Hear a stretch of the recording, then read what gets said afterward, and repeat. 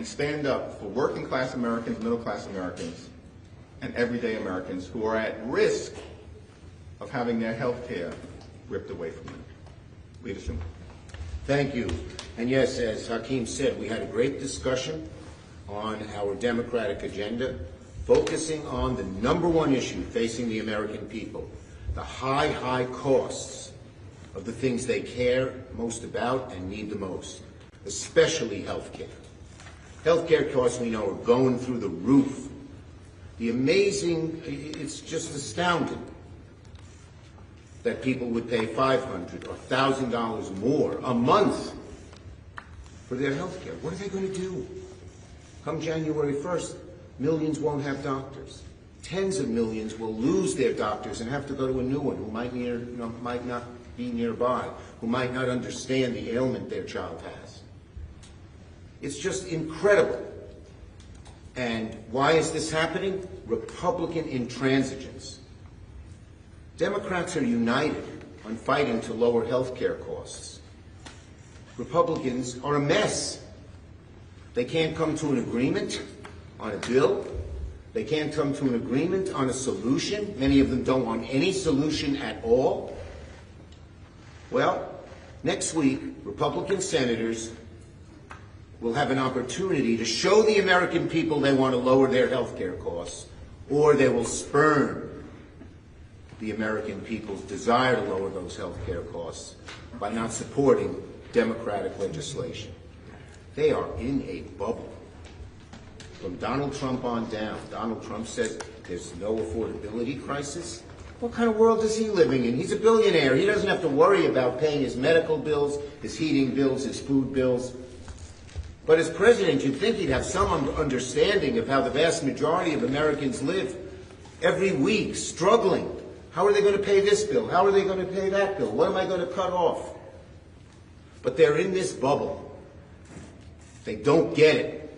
Well, Democrats know our job is to fight for the American people and to lower their costs. Republicans have no unity. So Democrats are fighting to lower health care costs. Republicans are fighting with one another. Questions? Mr. Leader, thank you. Actually, this is directed to you, Leader Schumer.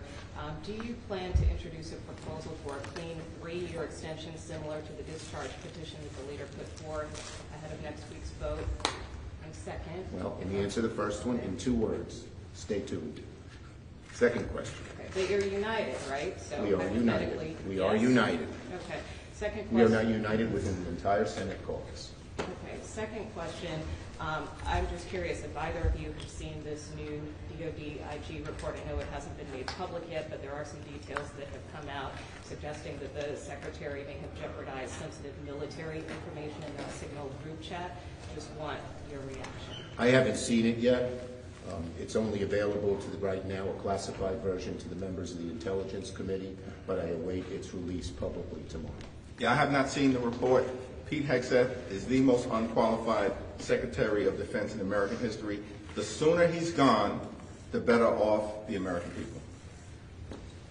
Leader Jeffries, do you support President Trump's pardoning of Henry Cuellar, and have you spoken to him to Cuellar today, and do you believe that he will stay loyal to the caucus? I issued a statement on this earlier. My statement speaks for itself. I look forward to talking to Henry when we go on the floor in just about an hour. Here we go. If Democrats are united on this health care issue, why are you not stating your plan at this point? Are you hoping for a bipartisan agreement to come together, or what is the reason to not? Look, the Republican senators have an opportunity to show they're on the side of the American people. And next Tuesday's or next week's vote, we don't know what day yet, next week's vote will show whose side they're on. Are they on the side of the billionaires? Are they on the side of Donald Trump, who says he doesn't even know what affordability means and is it a crisis? Or on the side of the American people? We'll see. When are you going to tell us what you're voting on? Stay tuned. Yeah, this is not that complicated. What we've seen, right, House Democrats and Senate Democrats in complete alignment in defending the health care of the American people from the very beginning. Every single House Democrat, every single Senate Democrat opposing the one big ugly bill. Why? Because it enacted the largest cut to Medicaid in American history. It literally ripped insurance away from about 14 million people all across the country, including in rural America. At the same time, Democrats standing united against the one big ugly bill. Why? Because it set in motion hospitals, nursing homes, community-based health centers closing all across the country. We oppose the cuts to the Centers for Disease Control. Together, we oppose the cuts to the National Institute of Health. We oppose their effort to take away vaccines from the children of America, and now you see people getting sick all across this country, including in South Carolina, where kids actually couldn't even go to school, apparently, for weeks because of the Republican health care crisis. And we're standing together in fighting to extend the Affordable Care Act tax credits. Thank you. Leader Schumer said that Republicans will have a chance to support some people's legislation next week. But Speaker Johnson reportedly told President Trump to pull back his plan that he reportedly plans to put forward. So even if something happens in the Senate next week, how are you thinking about what's happening over on your side of the Capitol in terms of, Speaker Johnson not supporting any type of conversation around extending these tax credits at this point? Well, Mike Johnson has consistently made his position clear. He's got zero interest in protecting the health care of the American people. And these folks over on the House side, these Republicans, they've tried to repeal the Affordable Care Act more than 70 different times. We know who they are. They've shown the American people this consistently. And the American people know that Democrats in the House and Senate are actually fighting to make their life better, fighting to lower the high cost of living, fighting to address the Republican health care crisis and fix our broken health care system. In terms of movement in the House, all 214 House Democrats have signed the discharge petition that will force an up or down vote. All we need are 4 House Republicans to join us. There are 219 of them. All we need are 4. Dozens have said that they were prepared to work with Democrats to extend the Affordable Care Act tax credits in the aftermath of the Trump Republican shutdown ending. The Trump Republican shutdown's over.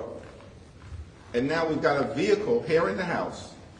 All we need are 4 Republicans to join us, and we can prevent tens of millions of people from having dramatically increased health insurance costs. In some cases, $1,000 or $2,000 per month in terms of the increases that everyday Americans will be forced to endure. That's unacceptable, particularly in the wealthiest country in the history of the world. I would say this, the petition, the discharge petition in the House and the vote next week in the Senate are going to be one of the most important moments in this whole Congress. Since 1993, there's been a fight between the two parties, since Hillary Clinton proposed a health care proposal back then. And that is, who is going to lower your costs? Who is going to make health care more affordable? Who is on your side when all the special interests aren't? That's what's happened throughout. And this is an important moment. Will Republican senators join us to lower costs? Will a handful of House members join the discharge petition? It's in their hands. It's in their hands, and the American people know it. Thank you. If Democrats are united behind the plan, does that mean that negotiations with Senate Republicans on a bipartisan proposal are over? Look, we're willing to negotiate with anyone who will really lower health care costs. So far, they're so flummoxed, they're not even able to negotiate among themselves. That would be the first step, wouldn't it? Last question. Is December the end of this fight, or could these credits be extended in January? I understand it's probably more complicated, but is it possible with this effort? Listen, we're in this fight until we win this fight on behalf of the American people. That means extending the Affordable Care Act tax credits, and the clock is ticking. We need to do this prior to December 31st. There's no reason not to.